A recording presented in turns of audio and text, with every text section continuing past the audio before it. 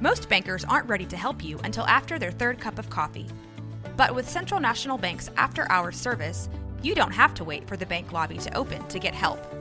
You can contact us from 6 to 8:30 in the morning or from 5 to 10 in the evening, and we'll connect you to a real, live, local person who can answer questions and fix problems 7 days a week. Bank different. Bank Central. Central National Bank. Member FDIC.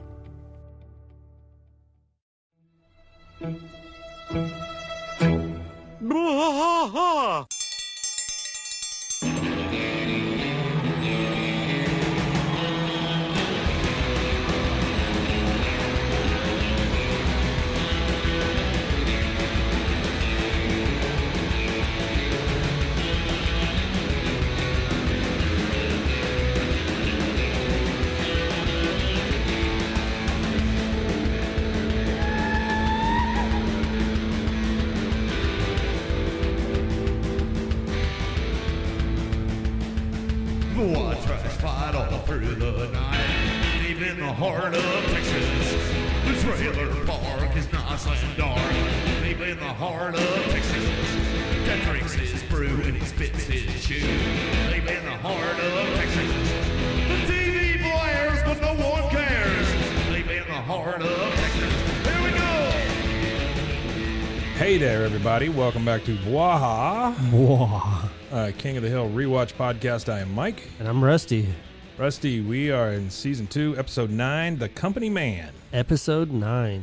This is December 7th, 1997. Can't believe we're on episode 9. December 7th, right? The day that'll live in infamy. Isn't that right? December 7th, 19, Fall Day 1. Yeah, I think so.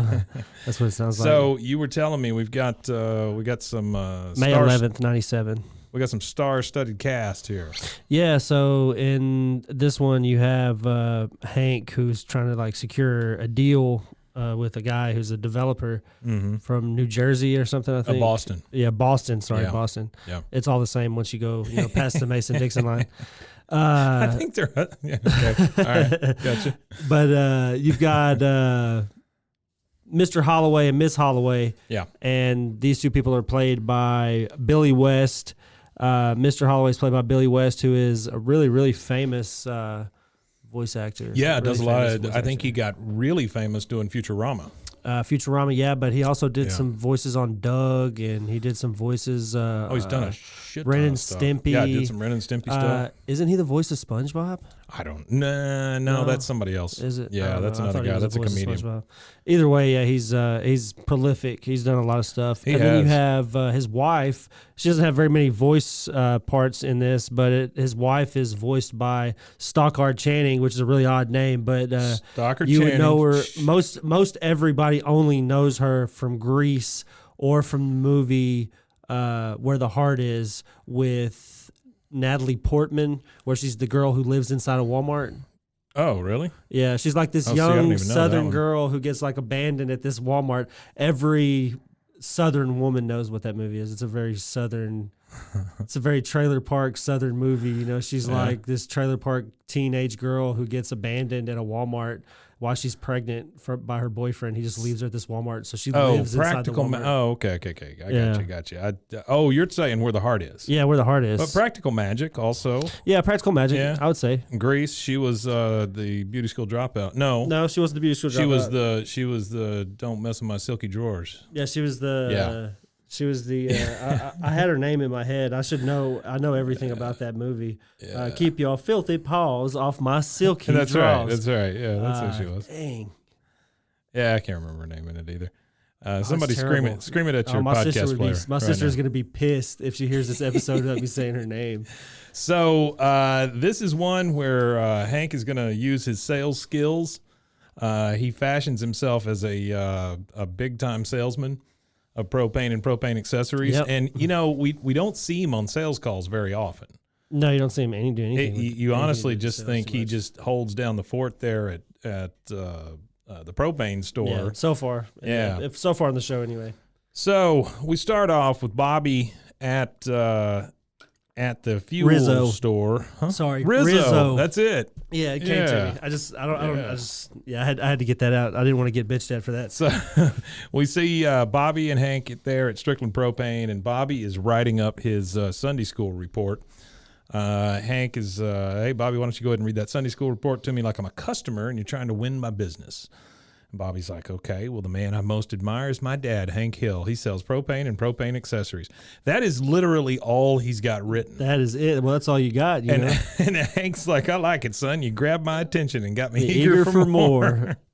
So in comes Mr. Strickland. This Howdy, is Hank. not the first time for Mr. Strickland, right?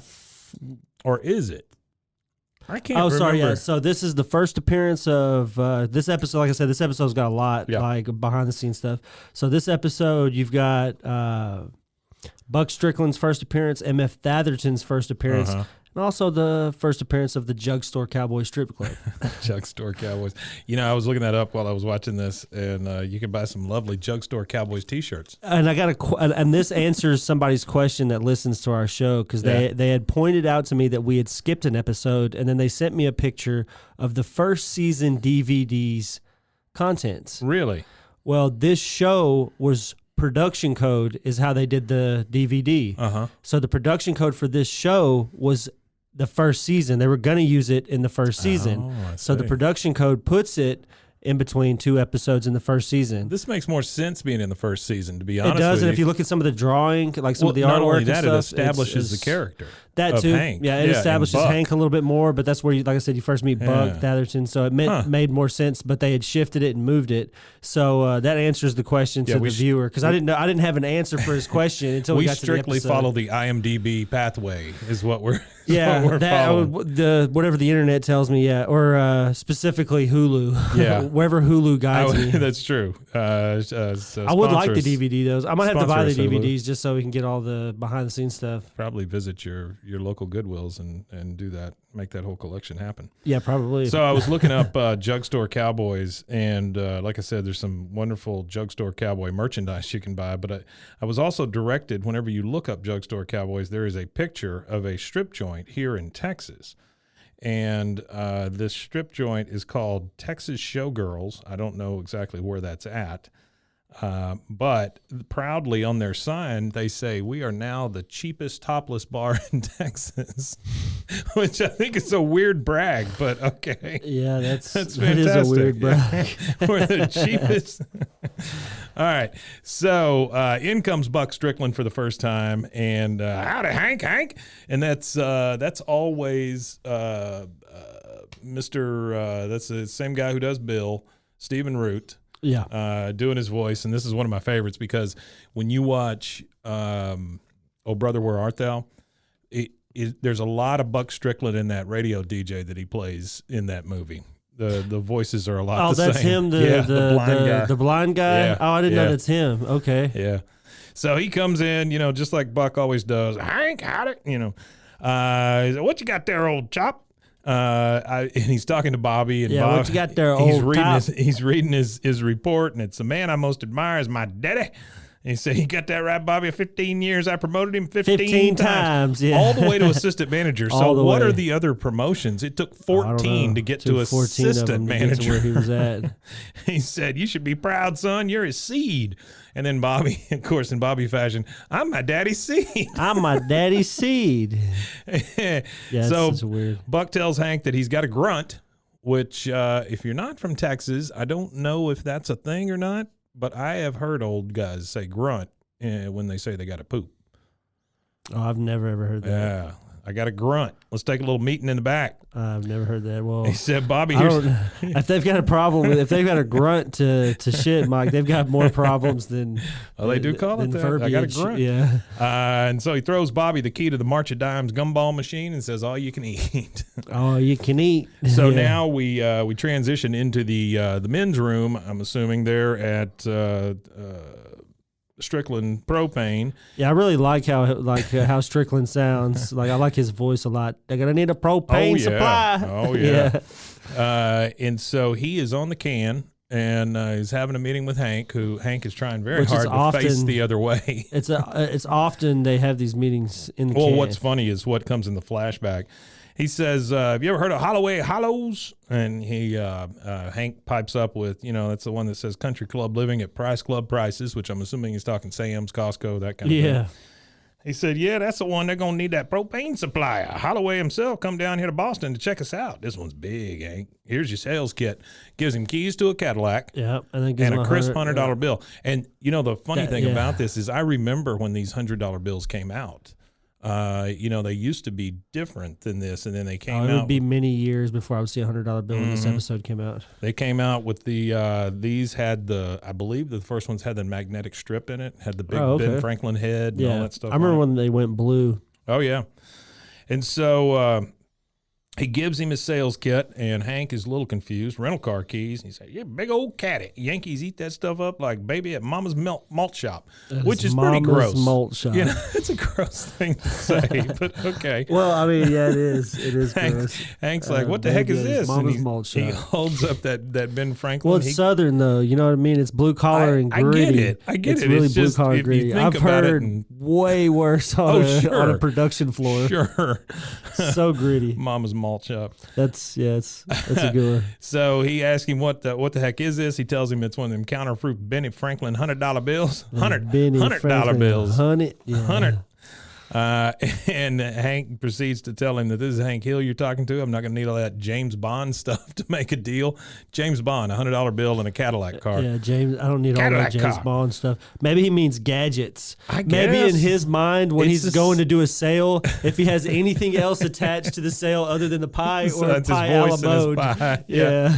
He said, well, Hank, I don't want to sneeze during your backswing, but we got some competition. M.F. Atherton.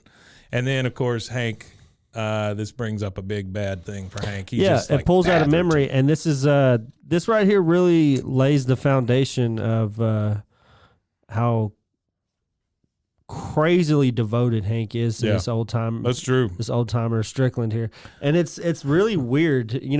He's said to say he's the dad he never wanted or whatever, or the dad he did want is weird to say now that I see this episode, because it's like, why would he want the same dude that his dad is? But all this dude is just, he's like his dad, but he has money instead. Well, just think about this. He's just like a less broke version of Cotton. Well, just think about this. Cotton had a Cadillac car, and he just threw him keys to the Cadillac car. Yeah, well, that's the only thing that that's really Cotton a big has. thing, but still. Yeah. Well, I know it's all. Well, that's all the correlations. They both womanize. Yeah. They both drink. They both cheat on their women. Oh, absolutely. They both do all kinds of crazy stuff. So we end up in this flashback, and you're back in the same bathroom, but it's Hank and Atherton, who used to work for Strickland, we find out. Yeah, he did. I didn't know that. And then we see... I didn't remember this episode. This is one of the ones that slipped my memory. And then we see Buck sitting on the toilet again. He apologizes for having to call a meeting in the Skunk Works. The Skunk Works, yeah, I've never heard that one either. I've never heard that one either. He says he promises not to make a habit of it, which is kind of funny because he's definitely made a habit of it. And so... it's an extreme habit, yeah. Yeah. So he finishes up, and Hank and Atherton are talking, and he says, boy, Atherton, those are some pretty tough sales quotas, I tell you what. And here we get the first Atherton, being Burt Reynolds, saying, you want to meet that quota? Take some propane to an old age home. Tell them it's oxygen, which that's just going to kill people, right? Yeah. I mean, isn't that just going to kill people? Hank is he's very upset about that, says you can't do that to old people. And Atherton gives him the speech, which sounds a lot like a used car salesman or a sleazy politician or something. He says, aren't you the company man? You see the difference between us? You're a worker bee. I'm the queen. Which is weird, right? Which is really weird. Yeah. And he says something again, something along the lines. There's another line he has later on down that's also kind of suspect, like that one is. So he tells Hank that he's going out on his own with Atherton Fuels, and he's already signed Strickland's top 3 accounts. And Hank fires back and says, you got one heck of a nerve plotting against a man while his seat's still warm. And he says, take a look around, Hank, because you ain't going nowhere. And Hank says that's where you're wrong, but of course we know Hank really hasn't gone anywhere. He never goes anywhere, but that's funny because he's going to sit down right there on a warm toilet seat. Mm-hmm. That's the worst thing in the world. I can't stand is to go to a bathroom in a public space and sit down, and unless it has a seat warmer function. No, none of them do.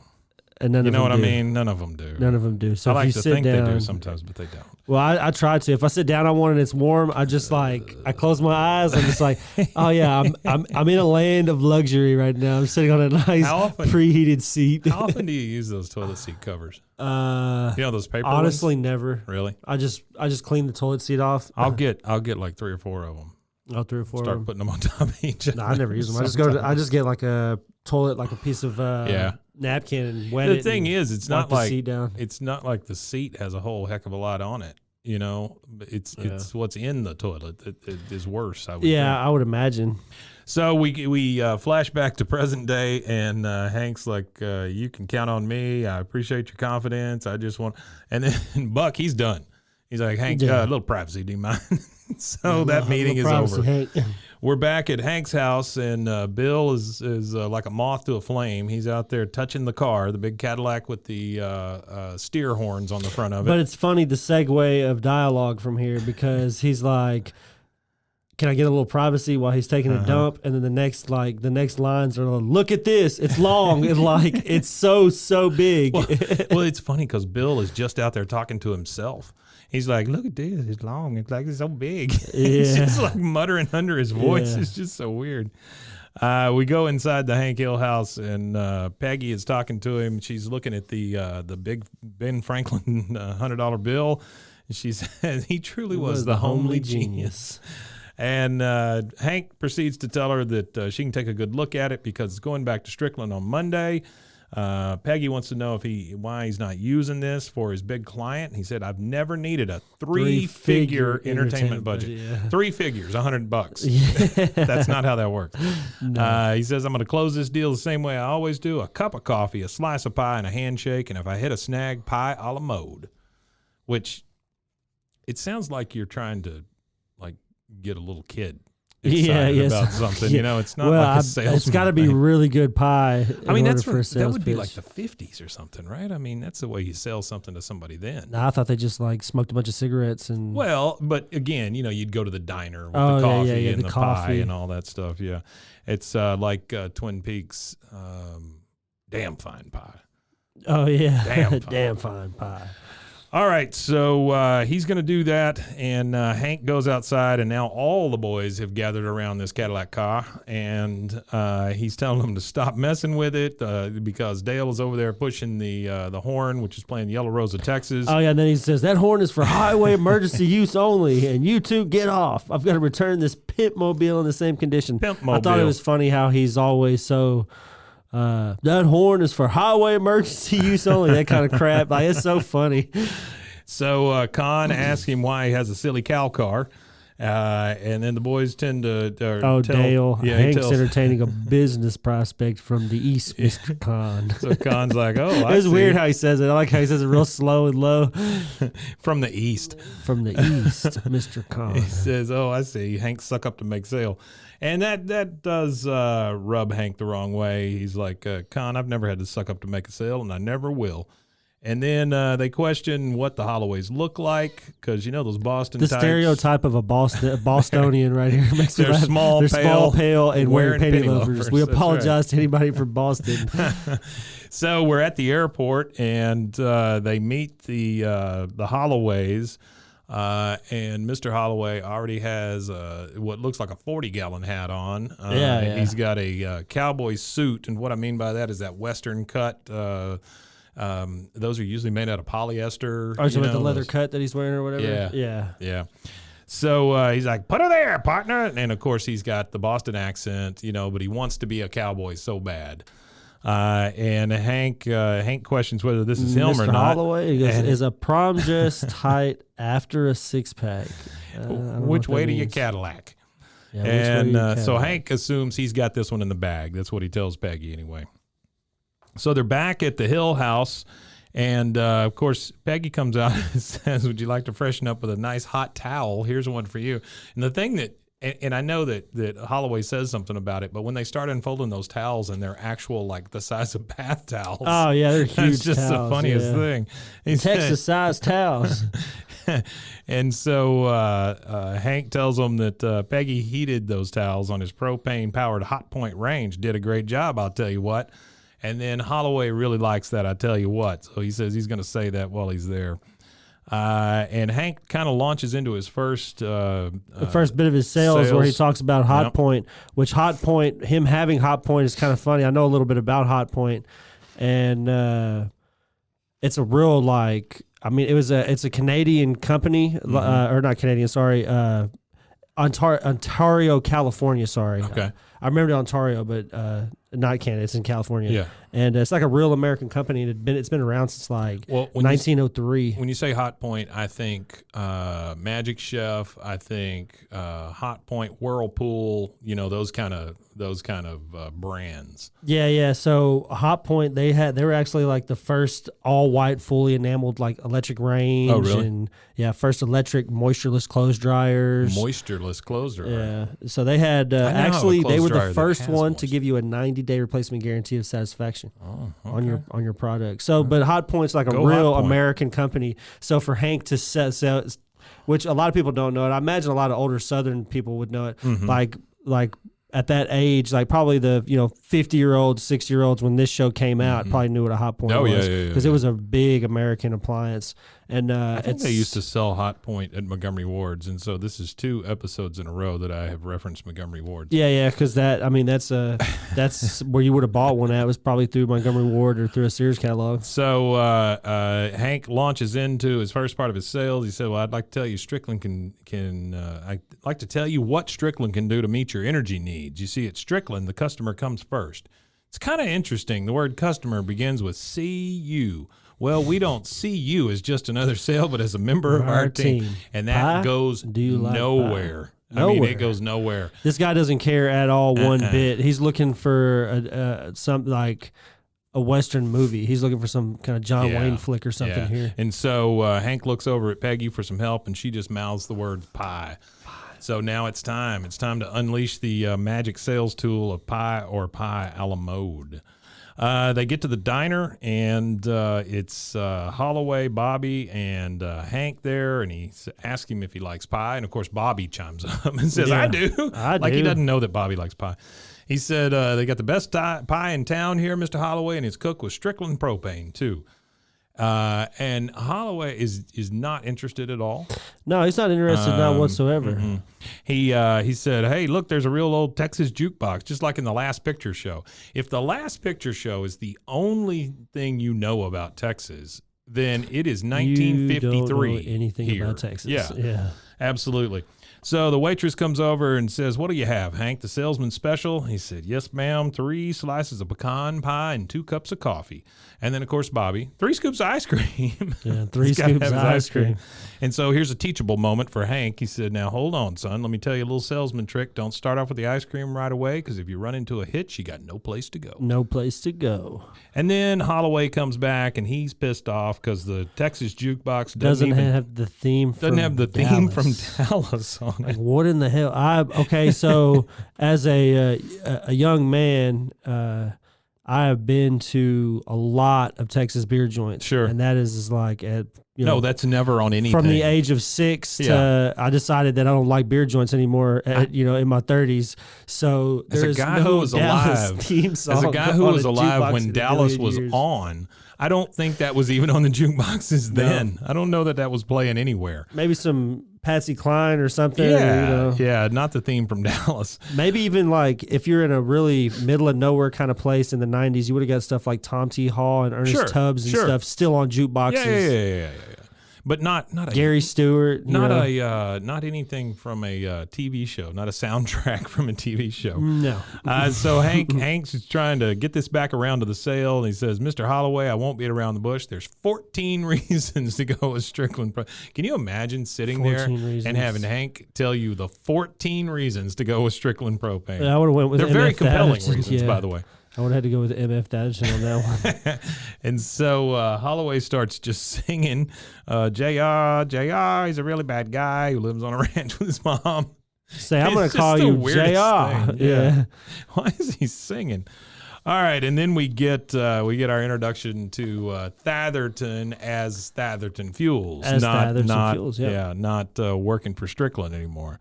He said, "Well, howdy, Hank. Aren't you going to introduce me to your golden-throated friend?" Which there's here?" a flub around here. I don't know if it's at this scene or not, but there was a whatever scene it was where Hank he sees when he flashes back in time and he sees like a picture. Yeah. It's like the picture, it says Thatherton Fuels, but instead of it saying Thatherton Fuels, the store says it was labeled Thatherton Propane. Oh, okay. Not Thatherton Fuels, All right. like the company's actually Yeah. named. Huh. I think that was before the flashback, right before Hank did the flashback be. earlier on. Yeah. He says he asked Hank if he's going to introduce him to his golden-throated friend because Mr. Holloway's singing, and he says, "Sure, I'll introduce him. Mr. Holloway, this is the only man ever censured by the Texas Propane Association for lewdness and conduct unbecoming a propane salesman." I don't know what that means. I don't know either. He says, "M.F. Thatherton Fuels." I wonder now. That's I wonder if there's really is a Texas Propane Association, which I'm sure there is. Oh, I'm sure there is. But I wonder if they're censuring people though. I wonder if that's really a thing. Like, oh well, you were lewd and misconducting I doubt yourself. very seriously there is a censure thing that's put in place for anybody who does lewdness and conduct unbecoming a propane salesman. I just don't think that's a thing. But if it is, I'm sure we'll hear about it. He introduces himself as M.F. Thatherton Fuels, and he's like, "Dang glad to meet you, M.F." And of course in his best Boston accent, and the MF stands Hank for. tries to get in front of it and says the Yeah. MF stands for, and then here comes Thatherton, "My friend, because at Thatherton Fuels we're everybody's friend. We want to be your friend too, Mr. Holloway." Then he looks at Bobby and he says, "Who is this, Hank? Your district sales manager?" I can't imagine it's been long enough for him not to know who Bobby is. Bobby is. Yeah, Yeah. he should know who Bobby is. I think that's just bullshit. Well, if you go back to that scene, and that scene was 15 years before, Oh, yeah, I so guess Bobby so. wouldn't Yeah, have been born, I I guess guess, so. at that point. But He I said- imagine if he's been the competition for 15 years, I mean, Yeah. I'm sure he would know his competition had a child. So Bobby pops up and says, "I'm his son, Bobby, and I'm waiting for my pie." I'm waiting for my pie. just- I can see you get your sense of humor from your daddy. Frickin' Yeah. Bobby.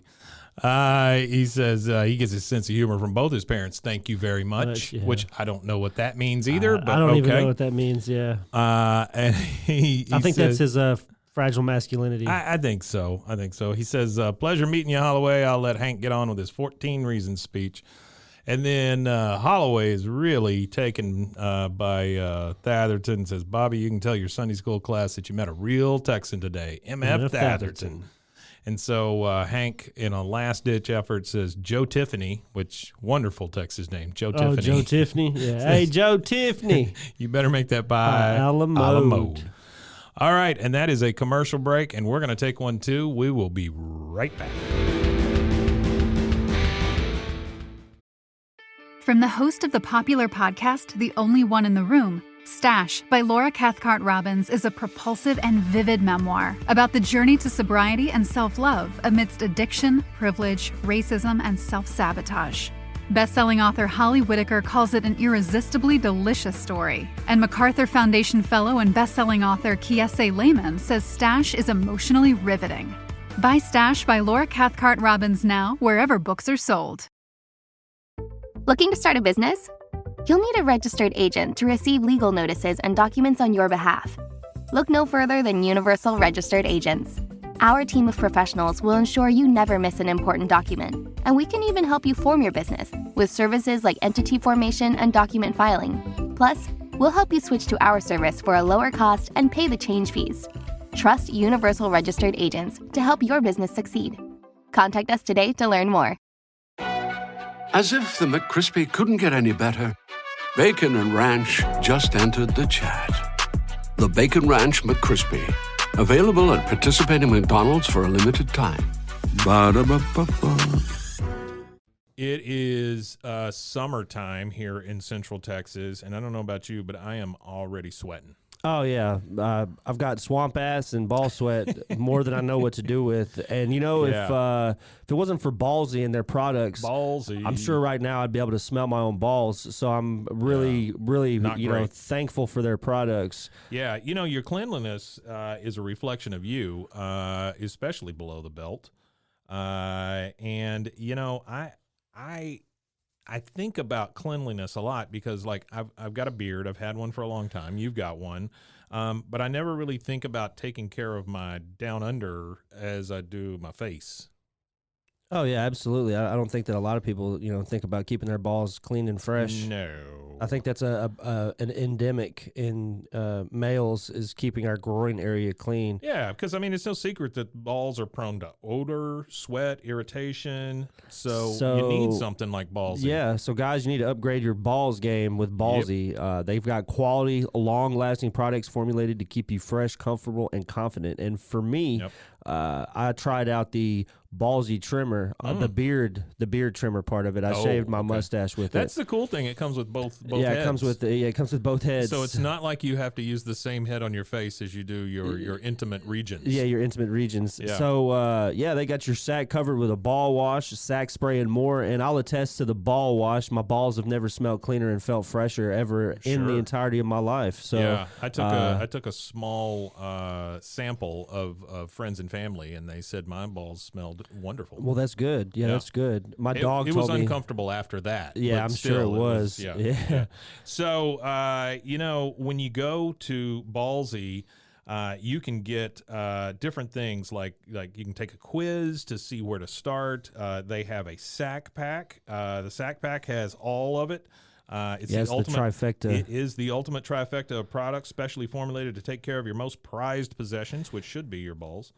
And the big thing is it is made right here in the U.S. of A. In the U.S. of A. That's right, and it always will be. Always will be. Or so tell the people at Ballsy. Or so says Ballsy. So and says they Ballsy. have over 200,000 currently satisfied customers with a 30-day money-back guarantee. So you've got to give it a try. Yeah. There's no risks involved. Yeah. And the only thing that could happen out of this is clean, fresh balls. That's what I'm saying, right? So what you need to do is go to ballwash.com, put in promo code KOTH, as in King of the Hill. So ballwash.com, promo code KOTH, and you'll receive 20% off your order of $50 or more. That's 20% off when you go to ballwash.com and put in promo code KOTH. So says Ballsy. Balls. Hey, Rusty. Hey, Mike. Your dog deserves tasty, healthy, real food, not kibble. Don't give him kibble. No, I like to give my dog food that's created by a vet that exceeds all industry standards. There you Fresh go. dog food, stable life. A stable shelf life and affordable. This food here, Sundays for Dogs, Mike. It's Sundays for dogs. It's 40% less expensive than Holy leading fresh crud. brands. Yeah, and it's like you say, it's created by a vet. It's shelf stable, which I don't get those dog foods that are in the freezer and refrigerator and stuff. That just seems like a lot. I've got a friend of mine who makes his own cat food, which is weird. But It's especially weird when you could get it from Sundays for Dogs. that's what I'm saying, right? I mean, he's got cats, so he's weird anyway. But Well, he could feed it Sundays for Dogs. feed his cats to Sundays for Dogs. It's created by a vet. It's fresh dog food. It's customized for dog size, breed, and activity level. So all he has to do is take a quick quiz and see if it's right for his pup. Yeah, you just go to sundaysfordogs.com. You take the quiz. Best part about all this, well, let me tell you about some of the benefits first. You're going to get increased excitement from your dog about eating, which my dogs are not super excited about eating because I buy them junk, but not anymore. You'll get better stool, which, if your dogs stay outside all day, that's a big deal. You'll get more energy out of your dogs, improve weight, softer coat, just a better life for your dogs if you feed them this my stuff. dog loves it. It's real easy for her to eat. She's an older dog, but it's really easy for her to eat. And She's 104. She's 104, yes. Right. And the fact Not that in it's dog years. not in dog Which years, is in human weird. years. Yeah, she's extremely, extremely old, and I think it's due to eating Sundays for Dogs. Sure.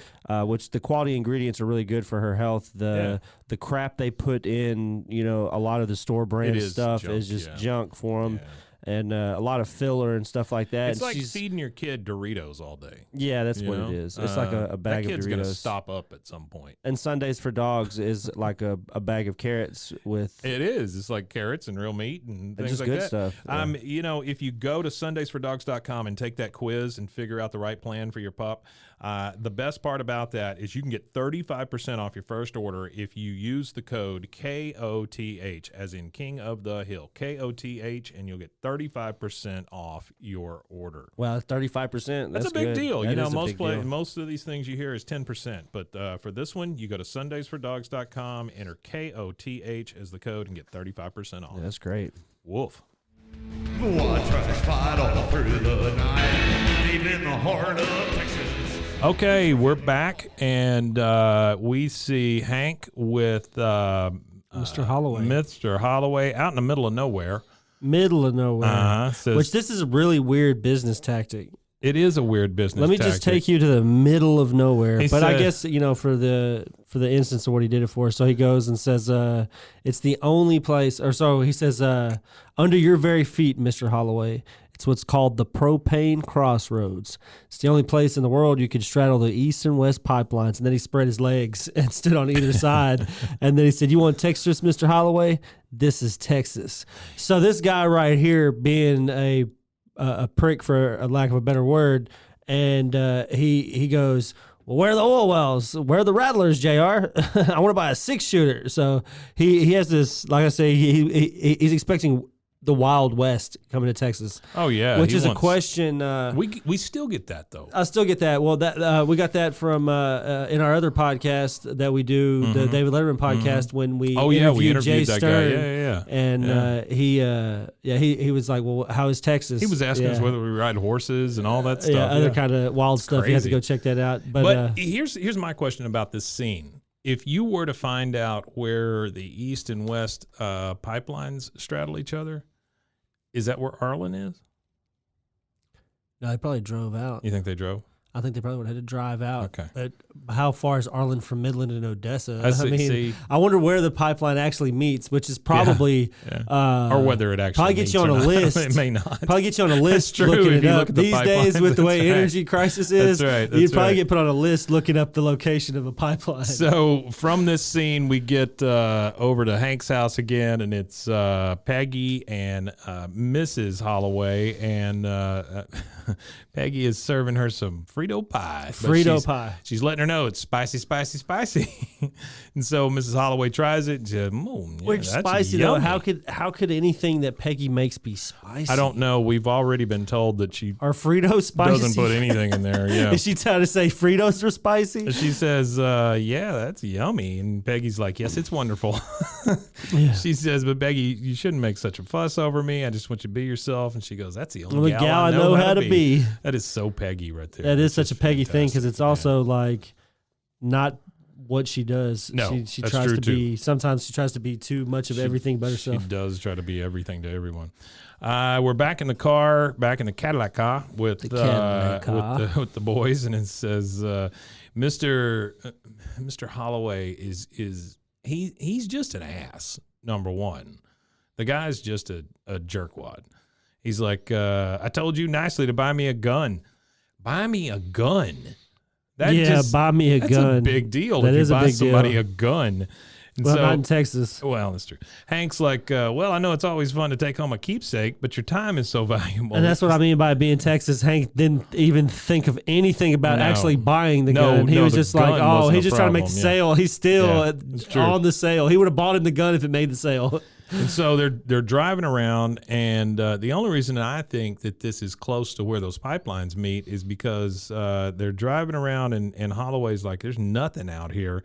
What? And he asks him about the suicide rate, and Hank's like, "Do you mean right here? Because this is where Holloway Hollows is going up." So I'm assuming that Holloway Hollows is pretty close to Arlen, Yeah, right? it must be at this If they're point. going to yeah. service them. And anyway, Holloway is like, "There's something wrong," and Hank's It's the darn it's those unions. darn unions. And he gets up out of the car and says, "Come on, boys, finish up them little Debbies and get back to work." Which I don't understand why that Texas mentality is. I mean, you might be able to explain that to What do me. you mean? Why do Texans hate the idea of a union?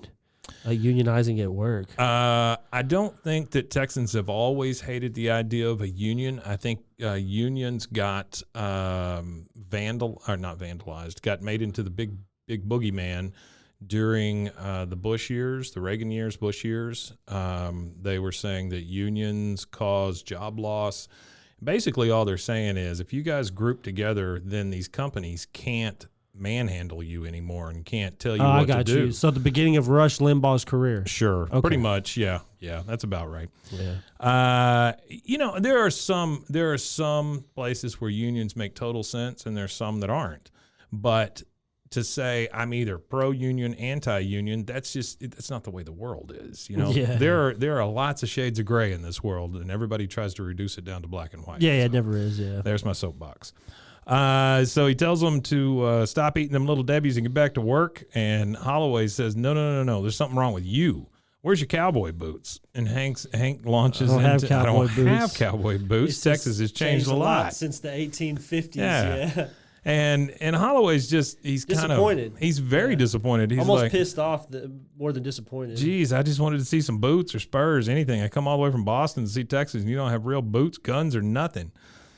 And that's when Hank sees the big Thatherton sign right there by Holloway Hollows that's going up. And he goes, Mr. Holloway, I once had a pair of boots, and then one day my Uncle Fess lost his in Uncle Fess. Oh, you mean a twister?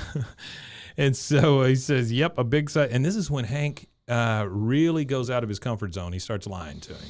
Yeah, and you can tell he's lying. Yeah, a big Texas-sized twister. I tell you what, well, that dang twister sucked his boots plumb off. Well, you can't bury a man in his stocking feet. It's cowboy it's code. The cowboy code. So I gave him my boots. He's Yep.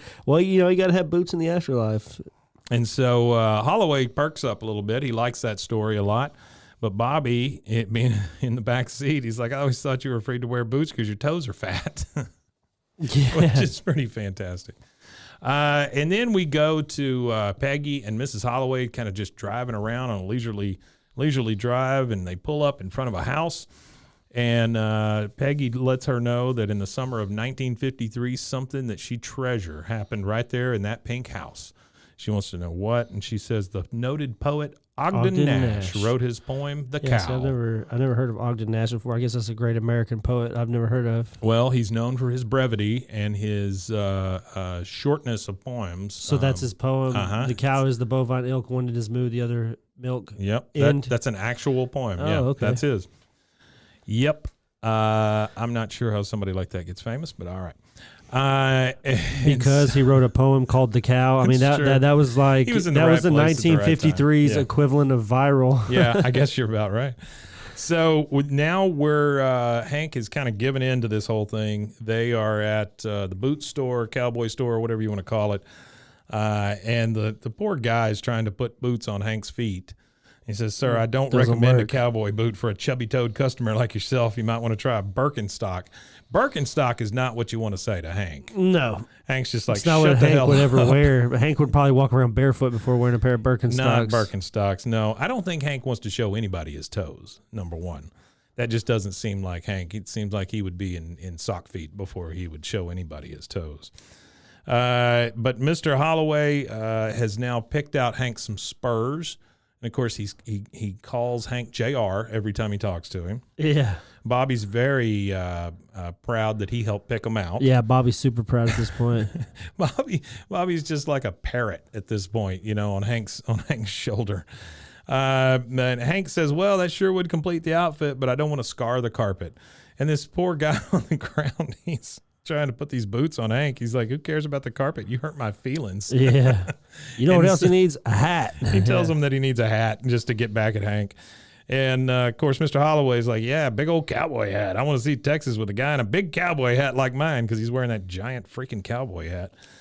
And Hank, this is the first snap from Hank. Hank's like, I'm not wearing a dumb hat. And then Mr. Holloway comes back and says, I thought you were a real Texan like that Thatherton fellow. And then Hank's salesman part kicks in again. He says, I'm only not wearing a hat because of my solemn vow I made to President Lyndon Baines Johnson on the occasion of the birth of his daughter, Linda Bird. Was that really her name, Linda Bird? I think so. Okay. And then Mr. Lyndon Johnson killed our Kennedy. Yeah. It's like he killed our Kennedy. Oh my goodness! And so he also throws in a lasso. He wants this lasso from the boot store. Yeah, so they're riding back from the boot store and he's then throwing it at him. Right, and then in comes John Redcorn and Boomhauer. Boomhauer's like, "Hey man, look at that rhinestone cowboy man." Yeah. And Hank's like, "Oh Not Lord, now. not now." And then he goes, "Look, JR, an engine and a hillbilly." How offensive, man! An engine and a hillbilly.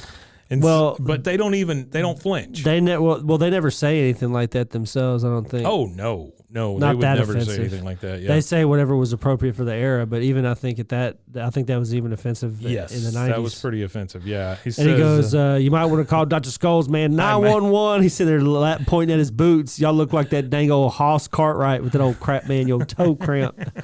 So we're back at Hank's house, and he's getting those toe cramps, and Peggy's trying to pull the boots off of him.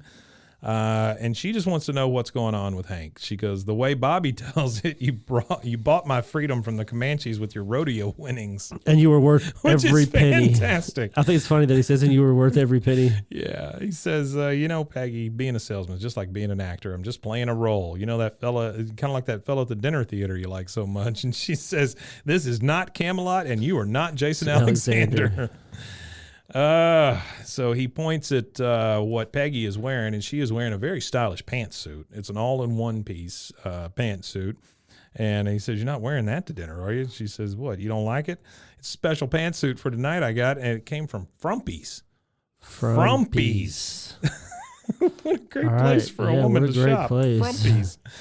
He says, don't you still have that bridesmaid outfit you wore to one of Luann's mama's weddings? One of her mama's weddings. Oh, here. And he pulls out what looks like a cheerleader costume for a cowgirl, right? It's the hat that's just a little too small. It's got the thing that goes on. It's got the strap that goes under her chin. Yeah. It's got the red frilly shirt and then the skirt. It looks like what a beauty queen would wear to show off her ability to lasso things, during the talent portion. So, being the ever great wife, she puts on the funky little. I don't know why she has it. Number one, I don't know why she has that outfit, but okay. Not sure either. And so they're about to go to dinner. Bobby's in there still trying to write his Sunday school report, which I don't understand, but Sunday school never made me write a report, but okay. Yeah. He said, "Hey, Dad, I was going over the stuff you told Mr. Holloway. How could Mom get pregnant with me if you spent the 80s in a Mexican POW camp?" Mexican POW camp. There are some big leaps taken in this one. Huge that's one of my leaps. favorites is Mexican POW camp. That one's a good one. And he has to kind of explain to Bobby that sometimes some things you say like that, the details aren't necessarily the details important. aren't so important. And Bobby just snaps back at him. I gotta get my facts straight, Dad. There's a Q&A after my speech tomorrow, and these Sunday school kids are tough. These Sunday school kids are tough. Yeah, tough crowd. Hank is like, "I'll help you, son. I promise. When I get home tonight, we'll sit down. We'll go over anything you might have taken out of context." And he's gonna sit down and remove everything, and he's gonna have to rewrite his whole project. That's exactly right. Yeah. So now we're going out to eat with the Holloways and the Hills, and we are at the Panhandler Steakhouse, which I love their sign. It's just a big old cow and says Panhandler Steakhouse in it. Yeah, and then so they go to eat or whatever, and that's where Miss Holloway didn't come because she was sick because of the Frito pie. Well, you don't know that necessarily, but Peggy says, "Oh, I'm so sorry, Miss Holloway didn't feel well enough to join us. Maybe what she ate on the plane didn't agree with her." And we get that flashback to the Hills house, and Bobby and Luann are both there, and they ask her if she wants some cold Frito pie. That sounds terrible, man. Yeah. And she just gives like that. She's going to throw up look. And we go back to Panhandler Steakhouse, and Holloway is like, "Oh, she'll be fine. Besides, every man needs to be cut from his ball and chain now again. Ain't that right, JR?" They have set this guy up to be the most hated guy. He's just a he's jackass. terrible. Yeah, he is really a jackass is. the whole episode. Yeah, so the lady at the waitress stand or the hostess stand or the host stand says, Mr. Hill, your table's ready. And then she says to Peggy, the 4 top at 39 needs more iced tea, hun. 86, the jalapeno cornbread. And then you look around and every one of the waitresses there is dressed exactly like Peggy. Exactly which like is Peggy, fantastic. yeah. So they get seated at their table with Peggy dressed like the rest of the waitresses and them coming up. And their waitress comes up and says, howdy, partners. Welcome to the Panhandler, home of the world's longest salad bar and the second longest sneeze guard, which I think is a great joke. Yeah, that is a good joke. Would you Cowboys care to take on our 72-ounce Lone Star steak? Finish it, and it's free. Which refers to, man, I can't remember the name of the company. I can't remember the name of the restaurant, but there's a restaurant in Amarillo. East Texas, yep. Mm-hmm. Out in Amarillo. It's called the Big Texan Steakhouse up in the Panhandle, Amarillo, Texas. I've been there. Yeah, I've been there. And, if you go in there, they have a chair and a table right in the middle of the place that's set up for anybody that wants to go through that 72-ounce steak thing. So when they bring it out to you, you pay up front there too. Right. You pay up front, and then they give you your money back if you finish it. When they bring it out to you, you are the show. And you have to finish the fat. You have to the thing they don't tell you is you got to finish everything, including the salad, the sides, the rolls, everything. You got to finish everything to get it for free. It ain't just the meat. Oh, ain't just a steak. Okay. Yeah. So she tells them, you. yeah, that's how they get you. It's not the 72 ounces of meat you got to put in you. You need a colonoscopy after eating that. Oh my God. Yeah, I can't even imagine. And so Hank wants to know, of course, how much is it if you don't finish it? And I love the fact that she says, well, sir, like my daddy always said, if you have to ask, you can't afford it. And of course, Holloway, being the asshole here, says, that's what I'm having. And then we go over to the salad bar, and Holloway is just shoving his mouth full of boiled eggs, which is have you ever pick anything up off the salad bar and just eat it right there? Never. That's super gross. It's pretty gross. Well, I mean, it's pretty gross as a human being to do that, but it's gross for anybody else that has to come behind you to grab something out of there, because if you're not a clean eater and you're he also sneezes. Well, he sneezes on the sneeze guard. Gross. The second longest sneeze guard. Second longest. I don't know how much of it is uncovered, but if it's the world's I hope longest, it wasn't the area where he was and at, it's the second longest, So Hank, of course, being the guy who pinches his pennies, says, Lord, no, Mr. Holloway, you're going to fill up on free stuff. Then we get Dale and Nancy walking up, and Dale's like, hey, Roy Rogers, Halloween was last year. Hank has to once again introduce Mr. Holloway to his friends and neighbors and says, Mr. Holloway, these are my neighbors, Dale and Nancy Gribble. Mr. Holloway came all the way from Boston. Now, here's where it sets kind of a time for us, right? It stamps itself with a year. Because he says, yeah, I know the place. That's Taxachusetts, ain't it? Say hello to Willie Horton for me when you get home. He's teaching at your kindergarten. Now, did you look up anything about Willie Horton, or do you know who Willie Horton is? No, I don't know. That's one I didn't look up. Okay. So during the 1988 presidential campaign, it was George H.W. Bush running against Dukakis, Michael Dukakis, the one who put on the helmet inside the tank. Yeah.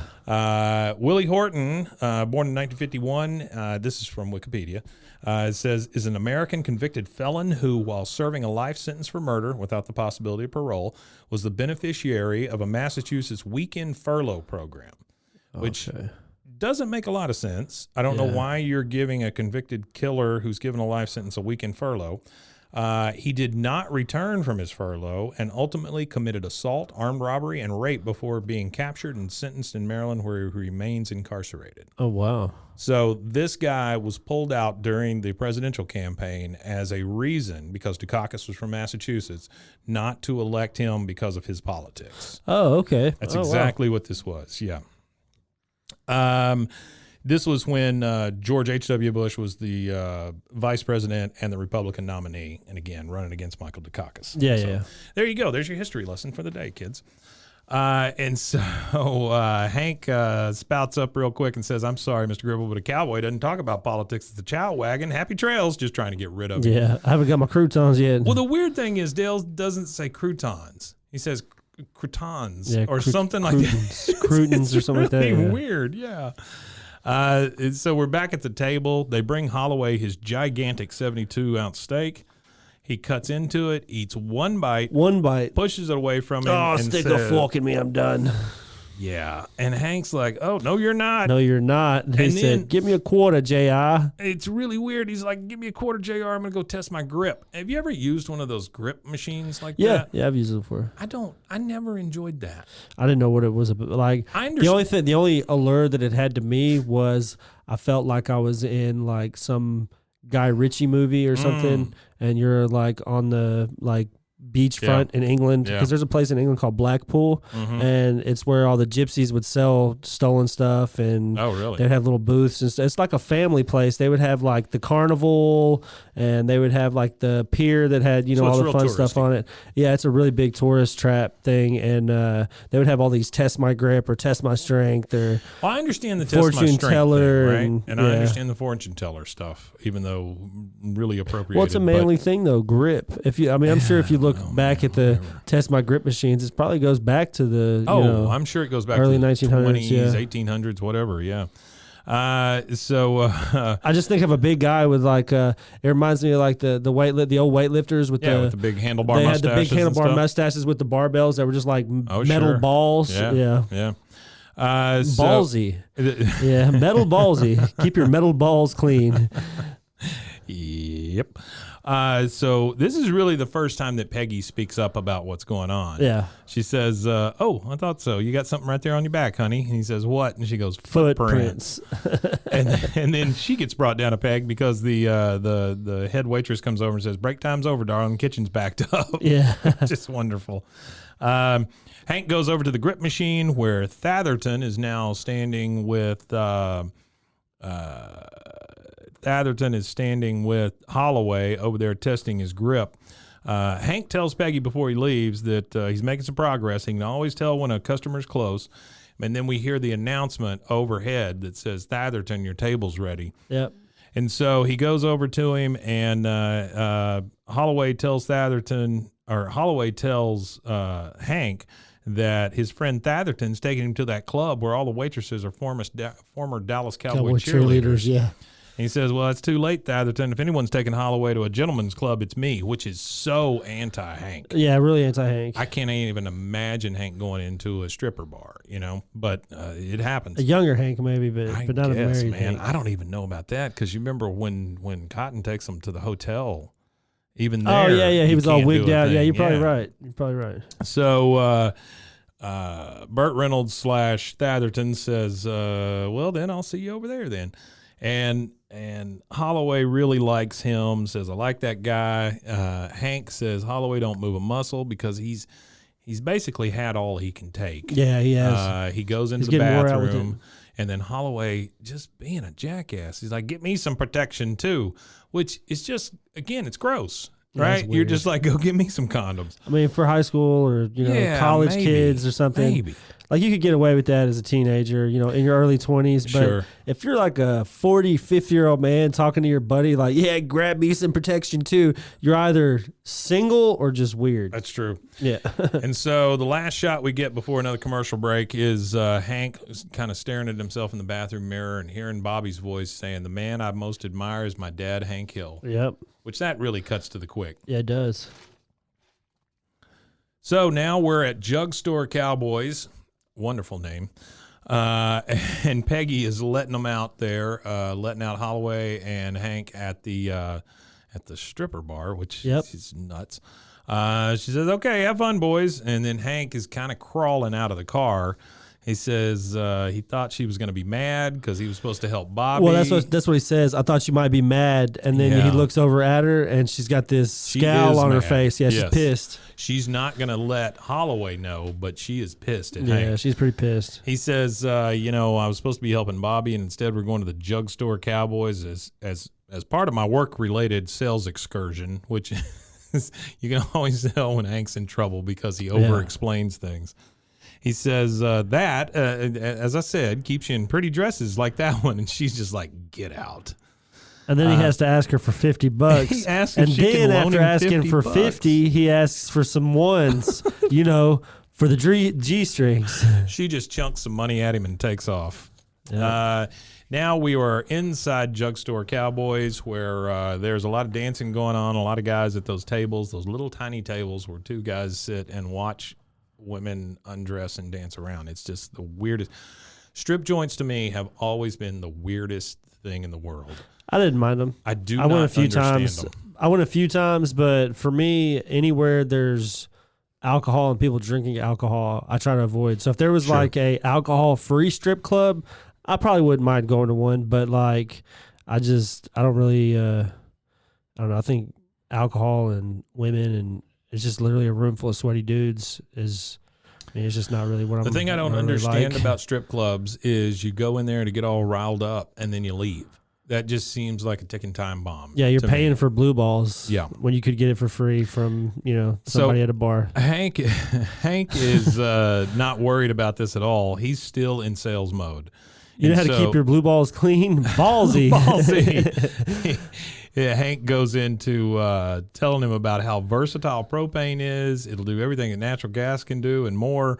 And Hank gets interrupted by a dancer who is right next to the table, sticking her butt in his face. Like her butt is on his face. At one point, he's like trying to look around it. He says, "Please, ma'am, I'm trying to carry on a conversation." Yeah, I see your rear. Very nice. Okay, there's some people over there that want to look at it too. Yeah, which is wonderful. He says, "Now, how about it, Mr. Holloway? You say you list Strickland, but this is his last ditch sales effort here, man. I mean, he is all in, and he is struggling so hard." And then, of course, Holloway is like, he's already drunk. And he says, "Buy me a mint julep." And he says, "Heck, that's not even a Texas drink. You can't even get your stereotypes straight." And so he says, "Buy me a mint julep, then I'll talk to you about propane." And so Hank's like, okay, finally, thank God he's going to talk to me about propane. Yeah. So he goes up to the bar and he orders a mint julep, and there is a waitress / shot girl there. There's just like mint julep. The only reason I know she's a shot girl is because she's got on the, what do you call that, a bandolier? Yeah. When it's got all the shot The glasses, shot glasses in it. yeah. Yeah. Which is the voice actor for this is also the same one who does Nancy and Reverend Stroop. Her name is Ashley something. I can't remember her last name. It's a weird last name. She says, she questioned him about the mint julep. He says, "Yeah, it's not for me. It's for a Yankee client." I love the fact that he's got to say it's not for me. Well, I like it's for funny. the Yankee. Yeah, and then he goes, "He make you wear that hat." You know, that's what's funny how she does that. Yeah, like, I like that. Yep. "Oh, honey, I know exactly how you feel." She says, "Every night my boss makes me put on this humiliating outfit to seduce some drunk out of his money." We're a lot alike. She says, "We're a lot alike." And I like it when Hank has these moments with just, different people because he doesn't think about, he just was like, "Why do we do it, Chiffon?" He looks at her name tag. He's like, "Why do we do it?" And she said, "We do it for the money." Yeah, we do it for the money, cowboy. I never made 6 figures a year at the Potato Hut. Potato Hut. And he's I like, 6 figures? And she says, "Oh, yeah. Soon I'll have enough to stay home with my granddaughter and her baby." This is kind of the final straw for Hank. He says, "I should be home too, helping my boy with his Sunday school report." And of course, she, being nice, says, "Hey, how about a lap dance?" How old does she have to be at home with her granddaughter? And I don't know, but the I love the fact that limits on the thing she has to offer him is a lap dance. Yeah, that's it. Hey, Yeah. how about a lap dance? We go back to the Hill House, and Peggy is questioning Bobby. She's like, "What are you still doing up?" He says, "I don't get it. How could he have fought in the Spanish-American War the same year he invented the world's first pressure-cooking chicken fryer?" And she says, "Oh, Bobby, your father never fought in any war." He's like, "Oh, I know. I've given up on Dad. The man I most admire is Colonel Sanders." Sanders, yeah. It's just fantastic little aside there. We go back to Jug Store Cowboys. So the first pressure cooking chicken fryer was invented by Colonel Sanders. Colonel Sanders? Yeah. As far as I know, I think it was. Yeah. I watch a lot of those stupid YouTube videos that are like 18 minutes long. Was it and they somebody told me that. else's idea that came to him and he bought their idea? So I think it was already a thing, and he bought the idea. He bought the idea and then mass produced it. And then mass produced it, yeah. And you know that Colonel Sanders absolutely hated Kentucky Fried Chicken?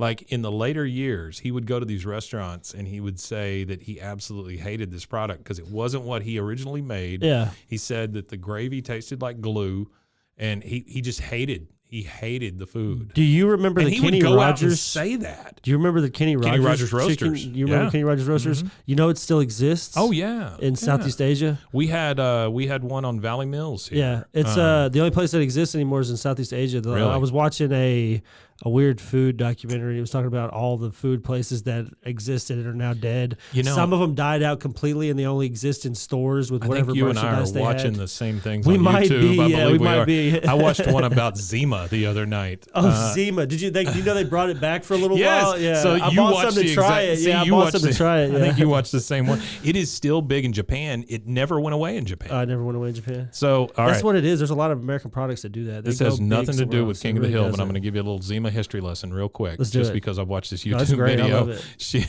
Great content. When they brought out Zima, they tried to make it a man's drink, right? Because Yeah. this was the time of wine coolers, and so they were like, let's cash in on this, but let's make it for men. They never could get men here in the U.S. to drink Zima. The only people I've ever seen drink Zima are my friends' mom's lesbian friends. Yes. Well, there's a lot of like a women's cheerleaders and stuff like that. It was They a all women's drank. drink. Yeah, It became almost a Smirnoff. It's like the little Smirnoffs or whatever. Yeah. It's crazy that now Bartle they and could James. probably sell it. You know, They probably do good now. but back then, boy, they could not, and they tried so hard, and they never gave up on that whole "it's a manly drink" thing, and so that's what ended up killing it here. Now in Japan, it is a manly drink. A lot of men drink it over there, but it comes in like 15 flavors or whatever. Well, that's the thing about the Japanese. If there's a flavor combination, they're going to have a product with it. The Kit Kat line is insane. Oh, Kit Kats are nuts. over there, yeah. I didn't like Zima at all. I thought it tasted like medicine. It was pretty crappy. I was like 12. Yeah. So whatever it tasted like, it tasted like. I mean, we sipped it, but It was awful, It was man. it It was is what it pretty was. It reminded me of like a Sprite, alcoholic Sprite is what we thought. but even worse, like more of a Syrup. medicine-y taste Yeah. or whatever. Anyway, we are back at Drugstore Cowboys, and brings in the mint. It brings in the mint julep. The mint julep, which we later on finds out he really wanted He to doesn't even order. know what the hell he's talking He doesn't know about. what he's ordering. He gives him the mint julep, and he goes, "Okay, now let's talk propane." And he goes, "You call this a mint julep? Where's the vodka? Where's the tomato juice? Maybe I ought to let Atherton buy my drinks from now on." That is not. He that's wanted a Bloody Mary. Yeah, he wanted a Bloody Mary, not a mint julep. He didn't even know what he wants to drink. And so this is the last straw for Hank. And he says, "I tell you what, mister, I'll tell you what, I don't want your business. Not this way. You want to go with Atherton? Go. But one of these days when your propane mixture is only 89% and you have a smelly condo development full of crying babies whose bottles haven't been properly heated, you give me a call. My name is Hank Hill, and I sell propane and propane accessories with honor and dignity." And the only thing this dude has to say is them are fighting words, JR. Them He are gets up and he fighting. wants He a looks lit fight. at this point, Oh, though. he's He super looks lit. three Yeah. sheets to the wind. He doesn't like. He's not. At the beginning of it, he wasn't drunk when but slowly as they're going through this, scene or whatever, you could tell that My favorite he's part so of this gone. is that he throws a bunch at Hank, and Hank just, Just catches grabs it. it. Which, Hank's a scrapper, though. we've had Peggy say before, "Oh no, he'd kill you," or whatever. he's a Like, I think Hank could probably take somebody down pretty Yeah, easily. well, it's like that with a lot of, because I was never athletic, but I have a lot of friends who were athletes, and they still, even though they don't really work out or anything Sure. more, Yeah. they were going through puberty working out. Yeah. They worked out until they were at least in their early 20s, Yeah. and then stopped. So they built that core Oh, yeah, strength. sure. So yeah, no, I wouldn't mess with Hank now. So And he's lugging propane tanks. They're not. It can't be. well, that's true too. Can't be light, Yeah, I I guess doing you're that right all day about that. long. Full He propane goes, tanks. "This isn't a John Wayne movie, Holloway. I'm not going to fight you." And then, of course, here comes I'll Atherton. fight you, Pilgrim. Yeehaw! And he just Boom! And chunks a socks punch him. at him. Yeah. And just Hank takes off. And that is really it. Which is funny though, because in this scene right here, you see them exchange a couple of punches. Yeah. That dude from Boston just hits him with a haymaker for MF Atherton. Then you see the bottom of MF Atherton's feet. What amazes me is that Hank doesn't have to explain to Buck, why he didn't get this guy's business. Nope. We Doesn't have to. never see any of it. So, Well, there's a scene. Okay, so this Yeah. is a bit of trivia that I was waiting until we got to. So when the episode kind of ends on this peaceful scene, you got Holloway and all the fighting scene and everything. So we assume that Hank loses that. right. Well, there's a scene cut from the TV airing of the episodes, which is, I imagine, what we watch. Oh, yeah, when we sure. watch Hulu and stuff. sure. It's all the TV cut.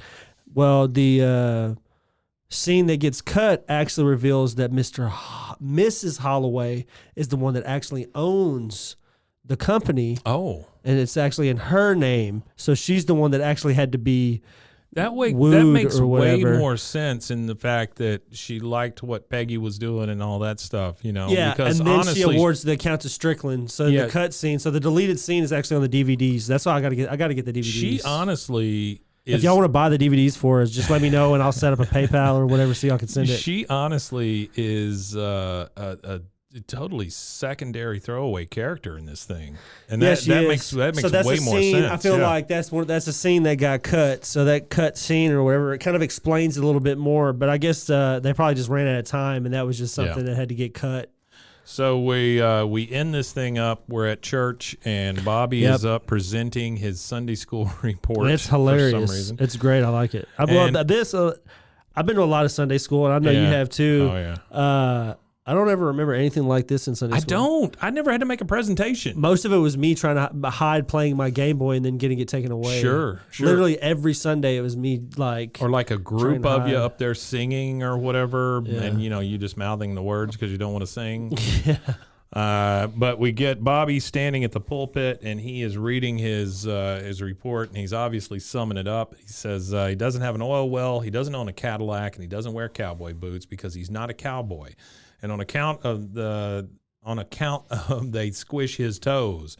But the man I most admire is a real Texan. He's my daddy, Hank Hill. And then Hank's like, "Woo, yeah, that's my boy." But at this point, Hank had to walk in to see this. He wasn't like at first when they pan through Yeah. the room. There's no Hank, and then you eventually see him. So, but then Bobby adds a little bit at the end here. He says, thank you. And I want to thank my dad especially, not especially, but I especially want to thank my dad especially. for accepting me and raising me as his own, even though I was fathered by another man while Mr. Hank Hill was in a Mexican POW camp. Thank you. I got a real funny, well, not a funny story, but a family story to kind of wrap up the end of Yeah. it, talking about being fathered by another man. Well, one of my dad's older cousins, when I say older cousins, my dad is now in his 60s, and his cousin, if he were still alive, would be in his late 90s. Okay. Early, maybe even hundreds. Okay. But he fought in World War II. Well, he was a foot soldier, so he did this the whole storming the beaches of Normandy and all that. Well, from the storming the beaches of Normandy for 4 years, he didn't ever get back to the United States for 4 years, and he was always a frontline guy. So as the line moved, sometimes it took longer and longer. As the line moved forward, it took longer and longer and longer for him to get mail and all Right. kinds of stuff like this. Right. Well, there was one time frame of something like a year and a half, where there was no contact between him and his wife. Yeah. Well, he comes home, and there's a little boy there. Oh, no. He already had kids. They had already had kids before he went to war. Oh, yeah, Then there okay. was another one There was there when he another got one. back. Well, apparently the reason why it's called the baby boomer generation is because that was happening, as well as when all them guys got home, they started having more kids. So he accepted that kid, raised him. My dad said, yeah, I mean, he raised him his whole entire life. That was his duty. He did it twice. He did his duty Okay. in the war, then came back and took care of the milkman's kid. The milkman's kid. Well, man, there's really not much else to this. You see the credits, and then you just Yeah, it's hear a good episode. Holloway laughing at the end with his big cackle. But it's a great episode. It really is. Yeah, And I really like this it episode. shows how far Hank's willing to go, but then Hank's values always catch up with him. Always. So he'll go to the limits, and once that limit breaks, it builds up. I feel like Hank is he's emotional and he gets mad, but if it's something to do with work or something, he'll grit his teeth and bear it. Just like Buck, he grits his teeth and he's bared Buck. Tolerated his nonsense for 15 years, and we'll see way more episodes later on where we see how much of a menace Buck actually is for Hank, and the influence he has on his son, and all kinds of crazy situations. Like if a guy put my son in a situation like that, who's somebody I respected and as a friend or even a father figure type person, I would have whooped their ass. Yeah, it was not crazy, even a some of the thing. stuff. Yeah. Yeah. But I can't wait, man. I can't wait to get there. I can't believe we're already on episode 9 of season 2. Well, then next week is 10. I mean, it's just crazy how fast this thing goes. Yeah. I I wanted to thank everybody though, because I think Yeah. we've hit over 5,000 downloads total now. Wonderful. So you guys got us to over 5,000 downloads since we've been doing this podcast. And we're only on season 2, guys. So yeah. let's keep going. The thing that we talked about this last week is unique listeners. We are picking up unique listeners every day, and we really appreciate that. I'm more excited about the unique listeners than I am the downloads. Yeah, I am too. Because that means just means more and more of you are listening to us, and we we appreciate just can't it so thank you much. enough. Yeah, we really can't thank y'all enough. So if they want to catch us on social media, where do they go? They can go to BWAAAKOTH, and that's pretty much just everywhere. Bois KOTH. And then if you want to know more about us, or if you want to catch some other shows, you can go to RogueMediaNetwork.com. And Rusty, it's been fun. Yeah, it's been a good one. Wimitanye. Wimitanye indeed.